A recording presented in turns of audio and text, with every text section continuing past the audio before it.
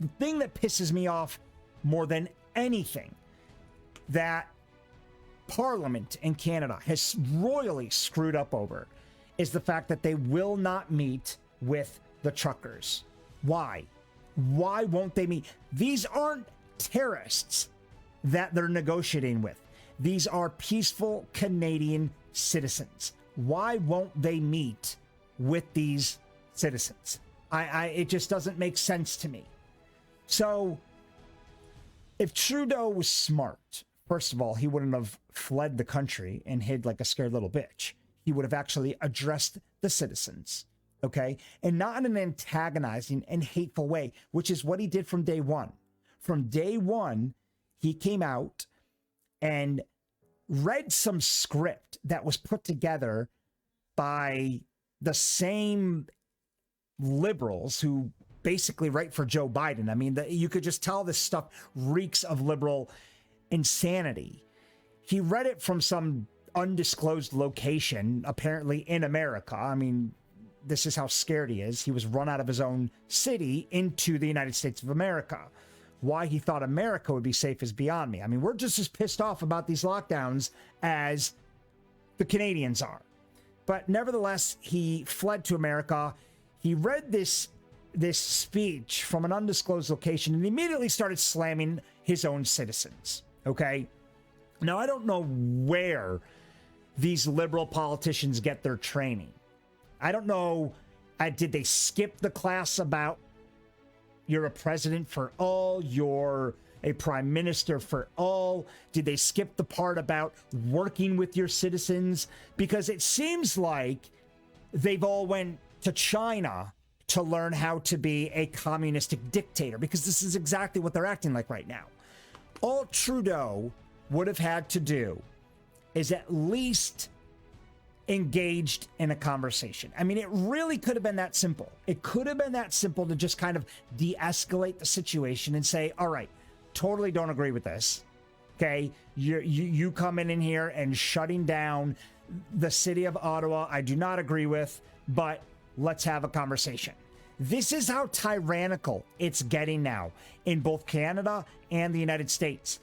During the Hong Kong protests pre-COVID, okay, as far back as like 2017, 18, 19, the Hong Kongese protested, Hong Kong Island, that grew to about 1 million people. Even the leaders in China, on both the Hong Kong side and the Chinese side, sat down and had conversations. They sat down with the Hong Kongese. They discussed the situation. Unfortunately, COVID destroyed that entire movement. Right when the Hong Kongese were finally getting somewhere, COVID comes in and destroys it. So the point is, even in China, a communist country, they're having conversations with their people. Whether it's for showboating, whether it's to say, hey, look, we've changed as a country. I don't care what you want to call it. The point is that they had it. We won't even make the effort in Western countries anymore. Australia didn't give a crap about their citizens. It got so bad, they said, we're just locking down the unvaccinated, and you can't, and going to work is not an excuse anymore. I mean, this is like tyranny on full display. Canada's done it. They're now protesting. Peacefully, by the way. It's been nothing but peace. They've set up humanitarian aid. Women are cooking in the streets for all.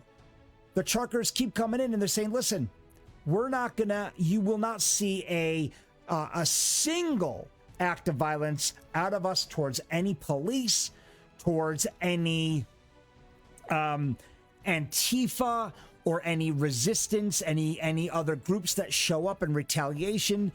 They said, we'll sit here peacefully.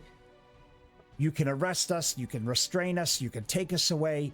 We are not going to fight back. They've made it very clear. And they're documenting the entire thing, which is very nice. So when we see things about hate crime coming out, it disgusts me. When I hear that Trudeau is not willing to meet with anybody, this reminds me of what leaders do to terrorists. you know, when they say we're not, you know, we don't negotiate with terrorists. Well, these guys aren't terrorists. And it's not helping matters when you make them feel like they're terrorists. What do you think's going to happen in this situation? It's just going to escalate even further. So if Trudeau was smart, he'd actually have a conversation, but he's not.